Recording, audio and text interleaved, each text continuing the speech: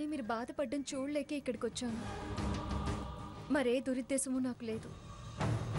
మాకు ఎవరి మీద కోపం ద్వేషం రావు.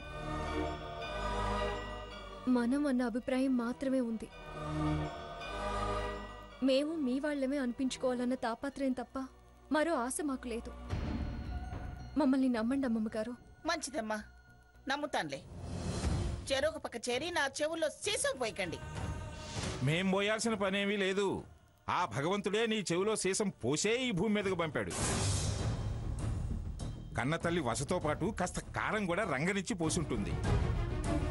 చూడు, ఆఖరిసారిగా చెప్తున్నాను, అనవసరపు బింకాలకు పోయి వాడి బతుకును నాశనం చేయొద్దు. నేను ఇద్దరు మనవళ్ళని రామలక్ష్మణుల్లాగా చూడాలనుకుంటున్నానే. అర్థమైంది మహాప్రభు, అర్థమైంది. మీ విశాల హృదయం, మీ ఆదర్శమైన ఆలోచనలు నాకు బాగా అర్థమయ్యాయి. దయచేసి వెళతారా, లేక నా బుర్ర బద్దలు కొట్టి ఆనందపడతారా? అదేనే మానుకోమనేది.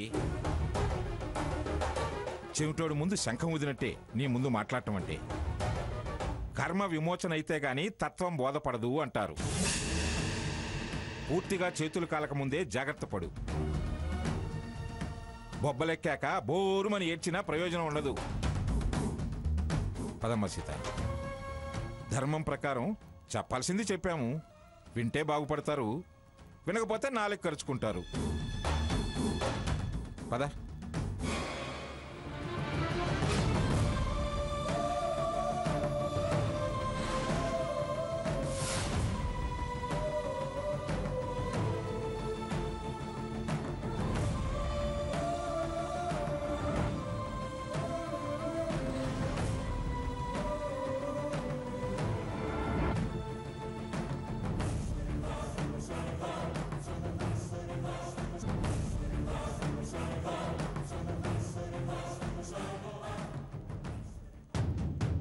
వద్దు బావా, నువ్వు తాగొద్దు. షడప్. మందు తాగొద్దనడానికి నువ్వెవరు? ఎవరేంట్రా ఎవరు? అది నీ భార్య. భార్య? అసలు ఇది నా లైఫ్ లోకి ఎంటర్ అయిన దగ్గర నుంచే నా సుఖ సంతోషాలు నాకు దూరం అయ్యాయి.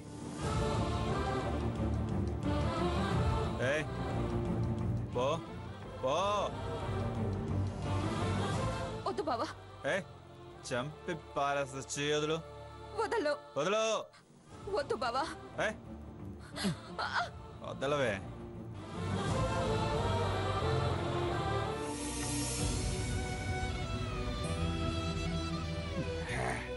నేను తాగనివ్వను. సీసా మీద చేస్తే నేనేం చేస్తానో నాకే తెలీదు. ఇవ్వవే. నాన్న సాకేత్, నా మాట వినరా. Saketh,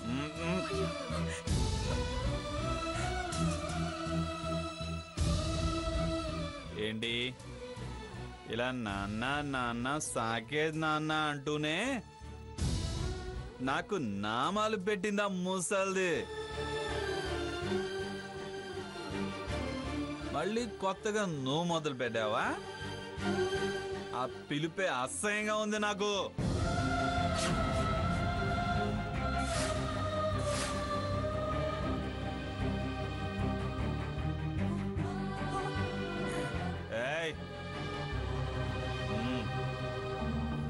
idiot. నమ్మావు, మోసపోయావు.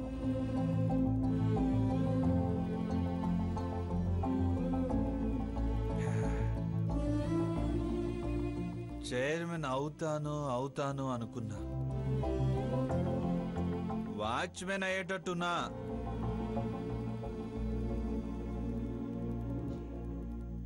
Waste fellows directors అవుతారా? నా ప్రోగ్రెస్ ఆపుతారా?